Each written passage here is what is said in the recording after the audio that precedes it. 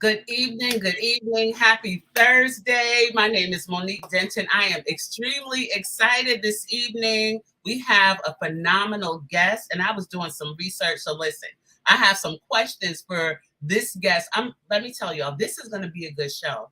And there's also some information that I found about your background that I want to ask you about, which I think would be really impactful for the audience. So, good evening, ladies and gentlemen. Welcome to Sisters Inspire Sisters. I am your host, Monique Denton, founder and CEO of Embrace Your Cake and founder of the Sisters Inspire Sisters Network. We have a lot of great things going on. If you haven't checked your email, if you haven't seen the post in the Facebook group, we are launching our third, that's right, volume 3 of Sisters Inspire Sisters book. And this volume is very near and dear to my heart. It's dedicated to my mom, and it is 50 phenomenal women. So if you are interested, please check your social media. Check your social media. Send me an email, and you can also go to the Sisters Inspire Sisters website. Okay, let's get into tonight's show. We are talking all about business. And when we talk about business, I think about wealth. I think about finances. I think about leadership. I think about possibilities. And that brings me to introducing our guest for tonight, Miss Gwendolyn Wilder. So, Gwen, look, I'm just going to pass the mic to you. Take it away. Tell us a little bit about yourself and what you do. All right. First of all, thank you so much, Monique, for this amazing opportunity to be here with your sisters. I am so excited about today. Yes. I've been waiting for this, girl. I have been waiting for this. I have been like what I call lovingly stalking you. So yes, I see the women in the group. I'm like, yes, I love the vibe. I love the energy. So a little bit about who I am. Again, my name is Gwendolyn, and I am a certified business strategist, a published author, and I like to refer to myself as blessed because I get to be the founder of the Impossible to Possible Women's Sisterhood, where I am blessed to empower women who feel like they're struggling, they feel like they're overwhelmed, and they just can't get past that obstacle in their business, which is what I call business fears, right? And so I use my signature coaching strategies to help them to get past it, to tell it to kick rocks, like get up out of here so they can become more self-confident and more financially independent so they can finally get out there and start living their best blessed life. And girl, I'm blessed. I just love it. I love that is the purpose that God has given me. So I can't wait to dive in and start talking about some of the juicy tips and nuggets that I want to share with the ladies today. Absolutely. So I was looking at, so now you are in business. You started this business. What did you do prior? So what was your prior career? And then why did you transition into coaching, the life coaching? And then why was business your primary focus? So my journey started back in 2008. And just like a lot of ladies that are in your community, I was working a 9-to-5 job, just trying to make it. I was supporting myself, my son. I had a boyfriend at the time. We've been together for about 8 years, and my miniature schnauzer, Tank. And we were all living off of my one paycheck, right? And I was grateful for the paycheck because you can't turn away blessings, right? But I was like, oh my God, this job is like literally killing me because I'm working like all these hours and it's just not enough money. And then my son came to me one day and it was about to be his birthday. And I was like, okay, so what do you want to do for your birthday? And he's like, I want to go to Disney World.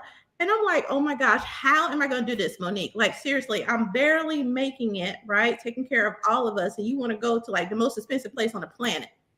Right. Okay. Right. I decided, okay, I'm going to get this side hustle, right? So I started working on some contracts, which was pretty much similar to what I was doing in my 9-to-5 job. I was working for the United States Air Force. And so at the time, I was the director of the Equal Opportunity Program, which manages things with counseling, investigations, sexual harassment, things of that sort. So I absolutely loved doing that. So I decided to just get a side hustle, doing some contracts on the side, made some really good money, was able to take my son on this really amazing birthday trip, for like 2 weeks to Disney, got a fabulous resort and all the things, right? It was like really amazing. But it got me thinking, Monique, if I love this more than I love my 9-to-5 job, I wonder if this was something that I could do, like seriously, do for a living. Right. And so I decided, you know what, I'm going to keep going. So I started doing more and more contracts, and I started bidding and started winning them. And so about 6 months after I started doing those, I was like, okay, that's it. I'm going in. I'm like going ham. Let's do this. So I, filed my LLC and started officially my first business as a corporate conflict resolution specialist. So I was processing contracts, but for bigger corporations. And like I said, within 6 months of starting that business, I was awarded a $5 million joint venture contract, which allowed, that was God, all God. So so that allowed me to tell my 9-to-5 job, kick rocks, I'm out. Yes, deuces. And, what I'm saying? And left, so it was amazing. It was a really blessed opportunity. And so I picked up my family, moved to San Antonio, Texas, ended up hiring 187 people to work with me. Keeping in mind, I started the business by myself in my second bedroom, like a lot of women do, with just a laptop and some boxes. Right. No business coach, no website, no social media. I had no clue what Facebook was, any of that, right? But I did it, and everything was amazing. It started to become uber successful. I ended up making $1 million of revenue in my first year in business. But what a lot of people didn't realize is that even though I was skyrocketing as one of the fastest small businesses in San Antonio, Texas, I was hiding a lot of the truth that was happening behind that, which was, excuse me, I had dealt with a sexual assault when I was on active duty, and I also was dealing with domestic violence as well. And so it was very hard. You ever hear people say you can't have that balance between, or it's hard for them to balance their life and the work-life balance? Yes. Well, it was very difficult for me to do that. And so I decided that even though my business was really successful, I needed to take time to focus on myself and go through healing and recovery. So even though people thought I was bananas for doing it, I dissolved the first business. So 2008 to about 2015. And then I just took time for myself just to chillax. And there was this one day I was sitting at the pool and I was having a margarita. And I don't know if you've ever been in the San Antonio heat in the dead of summer. It's hot. And I have not, but I've had a couple of margaritas. But okay. So I didn't know if it was the heat or if it was the margaritas, but I could have sworn I heard someone say, "Tell your story." Now it could have been my neighbors. I don't know, with the heat and the margaritas mixing it up. Right. But and I was like, okay, blew that off.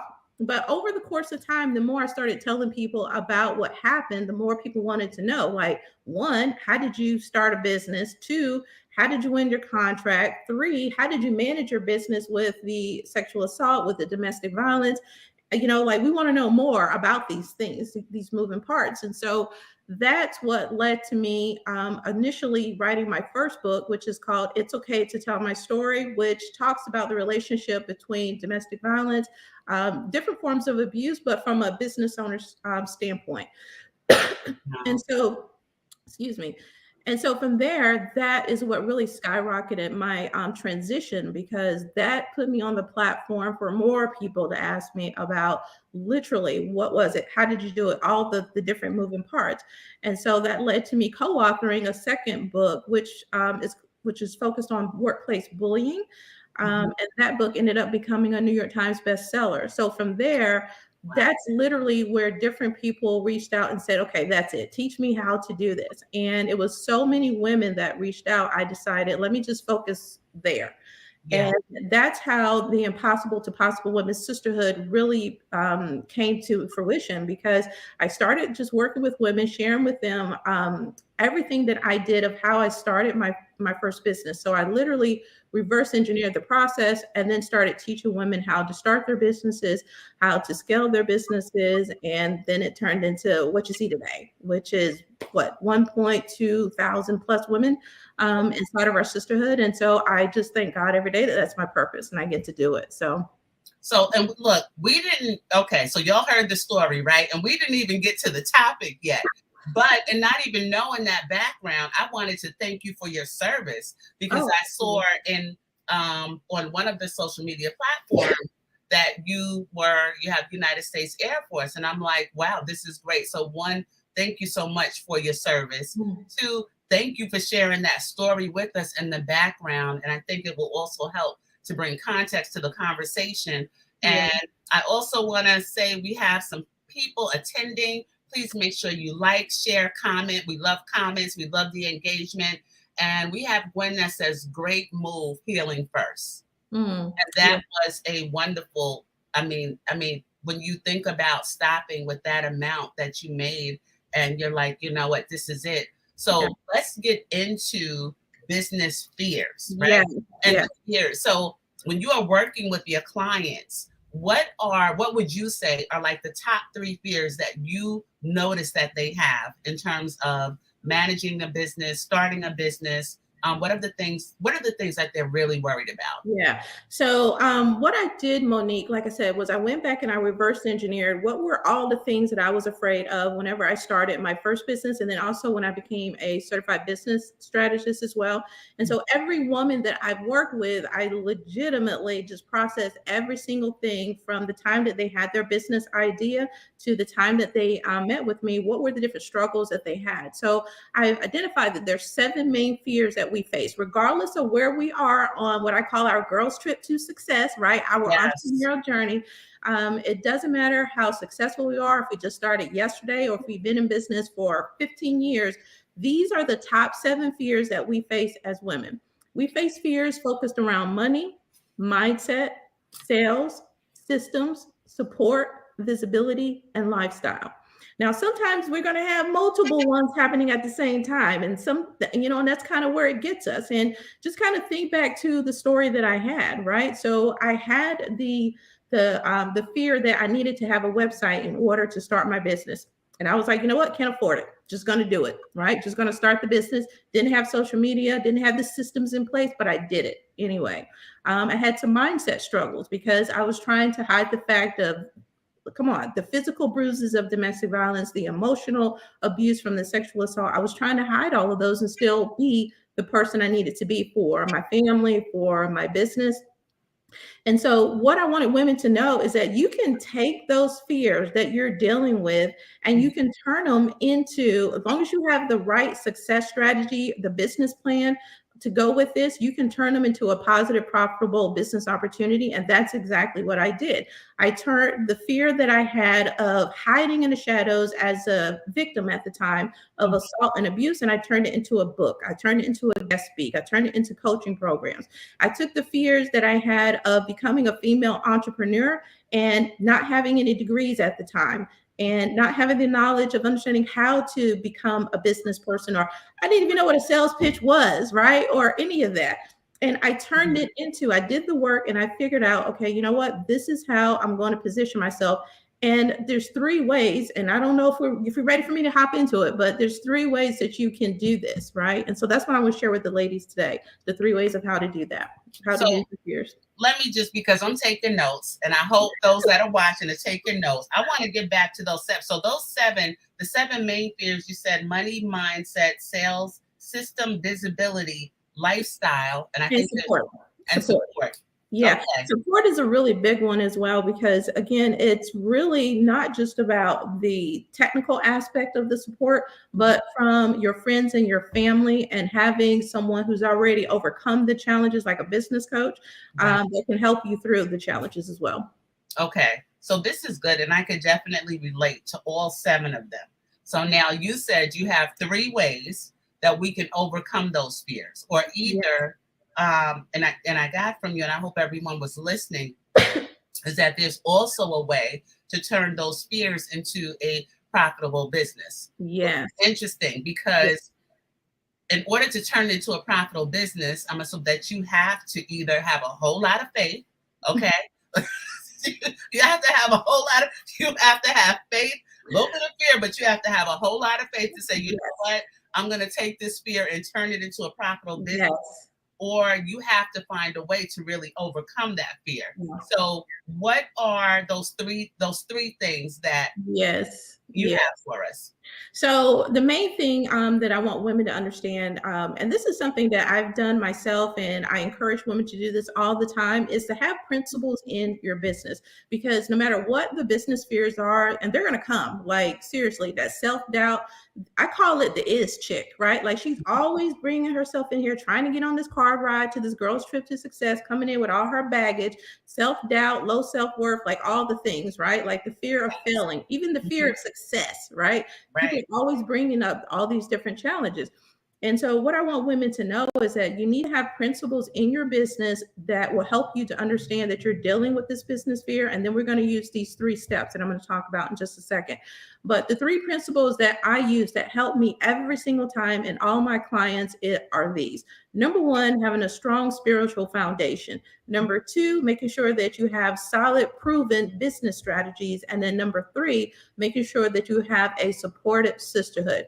If you use those 3 principles, whenever the business fears pop up, that's what's going to be able to help you. And the 3 steps that I'm going to share with you fall under number 2, the solid, proven business strategies. But if you have all 3 of those, that's what's going to help you to be able to take those business fears, face them, and then turn them into a positive, profitable business opportunity. So the first thing you need to do is you need to have a success strategy.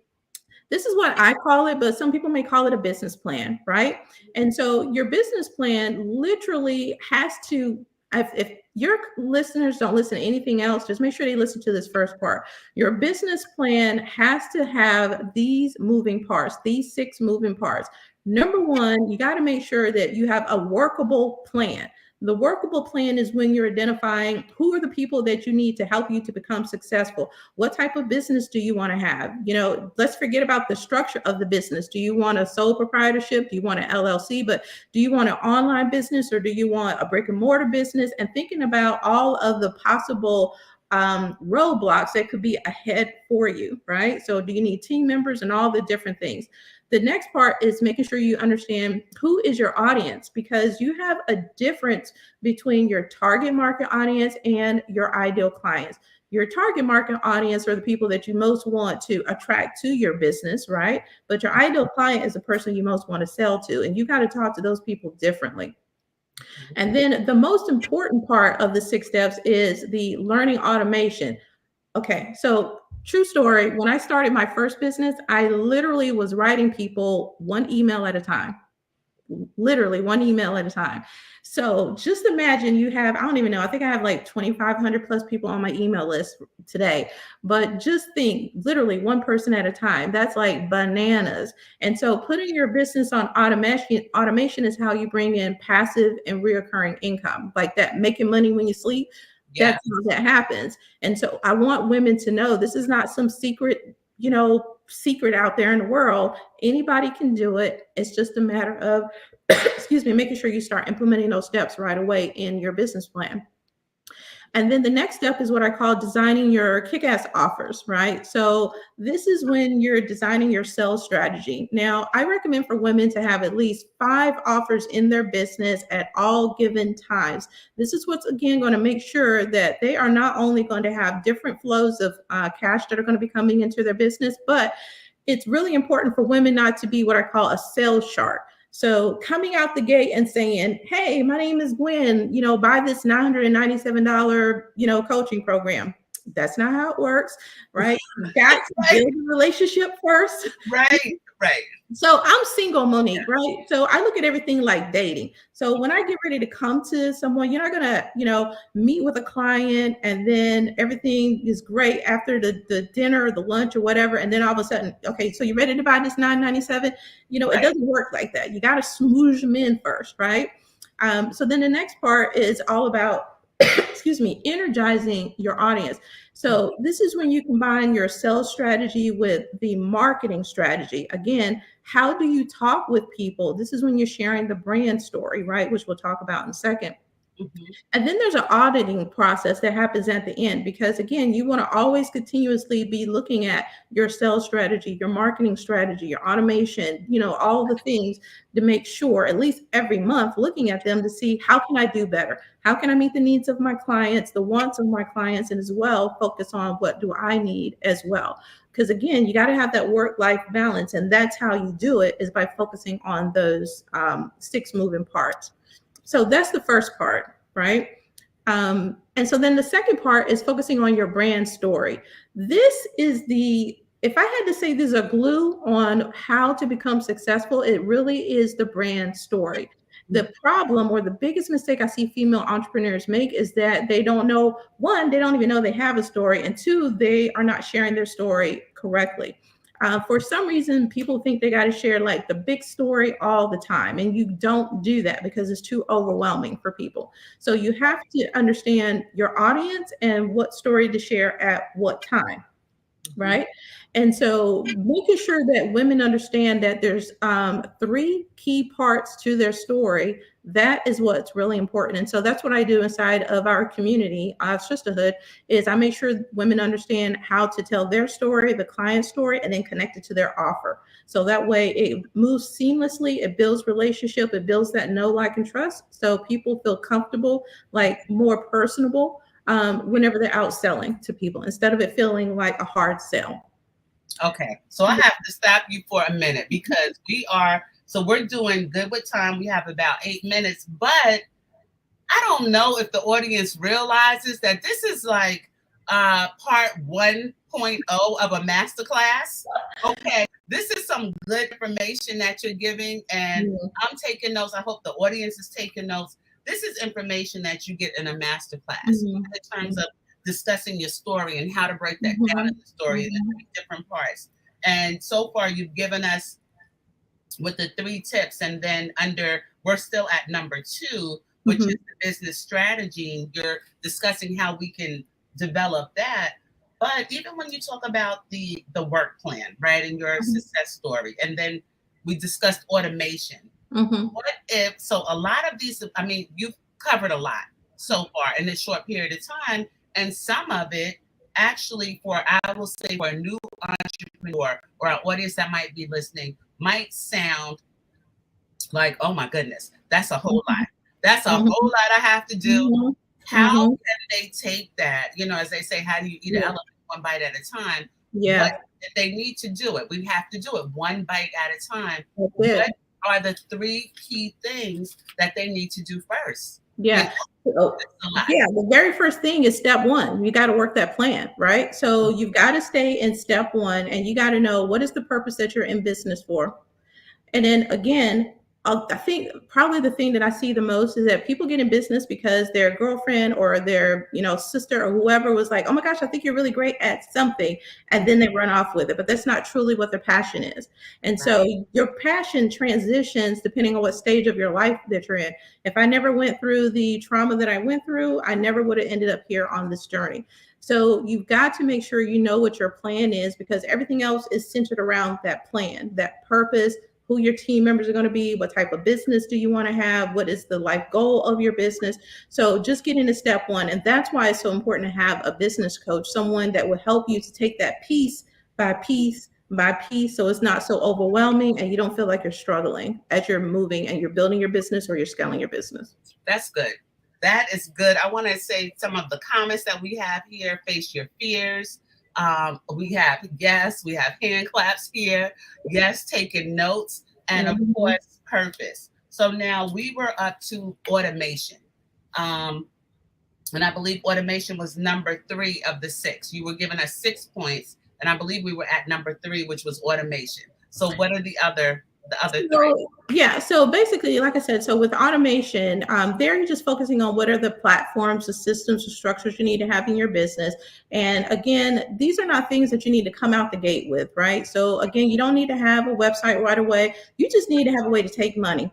Okay, that's it. So just have that's a hashtag, y'all. Y'all better put that. Listen, somebody better put that in the comments. If you don't have a website first, it's okay. You need to have a way of figuring out how you're going to take the money. Yeah, you just need a way to take all right. That's it. That's a hashtag. You do not need to have all of that. But I will say, if you feel like you need to have something in place, then use the things that are already free. Use Facebook profiles, use Facebook groups. That's a really great way for people to get to know you. Again, building that know, like, and trust. So that way your street cred is out there, right? They see you in action. They hear testimonials from other clients. So it's another great way that's free for you to do that. Again, when you're creating your sales strategy and you're focusing on your marketing, the other big piece is your client attraction. So one of the things that I recommend for women to do is to always focus on this concept I call the V2 strategy, which is based on volunteering and giving value. Oh, she made it a hashtag. So do that. Yeah. So you got to make sure that you focus on giving back to your community, because people love spending money on people that are helping people and not people that are just trying to fill their pockets, right? Or just trying to build their bank. And so make sure that you're connecting yourself with your community, because that's a really great way to, again, make people to feel more attractive to people. I love it. So we got a lot of good information here, and I want to go back to, so when you first work with your clients, and let's just say you're doing, I'm going to call it the intake, right, or the consultation, what are the things that you look for in the clients in terms of helping them to be more focused and more purposeful on their, in their business, first of all, in their business, and then also finding out if this is the right business for them. Yeah. Or if, like you said, they started it because, hey, my girlfriend is doing it. Yeah. Things in the beginning. Yeah. So what I love to do is I love to meet with women and ask them, there's a process I call the Wilder Client Attraction Blueprint. So I take them through a series of questions. And the very first one is, what is the purpose of you starting your business? So go back to my story. When I first started, I wanted to have this fantabulous birthday party for my son, right? So that was why I started the side hustle. But when I actually started the business, it was because I realized I could create a better environment for my family and could create financial legacy as well, and just have freedom to do things. I wanted more of that experience that I got from the side hustle. So that was the true purpose of why I started the business. So I love sitting with women and getting to the purpose, because that's what's going to dictate on, is this going to be a side hustle just so you can pay your light bill, or is this going to be a true business that's going to create financial freedom for you, a legacy for your family, or whatever the big dream is, right, that you want to have. So that's the most important thing that I would say. If you're planning on working with me and you're not really sure, it's okay, because we'll talk about that, in the first meeting. But that's what it's all about, is understanding the purpose, because your business is built around that. So I absolutely love that. One of the things that I can appreciate, and I hope one of the things that the audience can appreciate, and this is what I always think about when working with coaches or working with consultants, when you are working with someone that has been there, that has done the work, that can share their story of how, when, where, what, and why, that's the right type of person to work with. And I don't see it posted all over social media, but again, you shared with us, you were in a position where you made your first million. Yeah. You made your first million. And that's one of the things for women that are looking to get to 6 figures and women that are looking to get to 7 figures. Listen, you better visit Gwen's website. Okay. Because you don't put it, I didn't see it. And you might have it on your website, but that's important for women to know. When you're looking at doing business and you're looking at making an investment with someone who's been there, done that, and can really show you the roadmap. So with that being said, Gwen, how can we get in touch with you? Tell us a little bit about your services. And then this is behind the scenes. This is afterwards. We have to talk about a part 2. Okay. All right, cool. Yes. How can we get in touch with you? Okay, so I believe meeting my clients exactly where they are, because listen, we went through the pandemic and all the things associated with that. So I know a lot of women are like, oh my gosh, I love this, I want this, but I can't afford this. I still got you covered. Hop inside of our Facebook group, which is absolutely free. It's called Impossible to Possible Women. I show up in there and I do training just like this, but much meatier and way more crazy. Sometimes we have a glass of wine. It just is what it is. So hop in there. That's absolutely free. And then if you want to know more about the tips that I shared in this particular video, go to my website, GwendolynWilder.com, because I just did a 3-day challenge. It's called Girls Trip to Six Figures. So I literally broke down step by step how I got awarded the $5 million contract. I talk about how I get people to transition from social media to get onto my email list and all the different things, all the behind the scenes stuff, right? But I break it down. I give you PDFs and tons of just extra things like free 30 Facebook posts, like my top 30 Facebook posts that were converting, getting people 500, 700 people to comment on the Facebook post. And just go to my website and you can find it. It's right there. Wonderful. We have one of the comments said, I'm there with a couple of exclamation points. Gwen, Cool. I want to thank you. This was absolutely amazing. Great information. I'm going to go back, look over my notes. Thank you for the resources and thank you for bringing so much value. Oh my gosh, no, it was truly my pleasure. Anytime I get to uplift, come on. I mean, women is my purpose that I see. Anytime I think I'm about to bail out, God always sends me something else and it's like, no, not yet. You're still alive.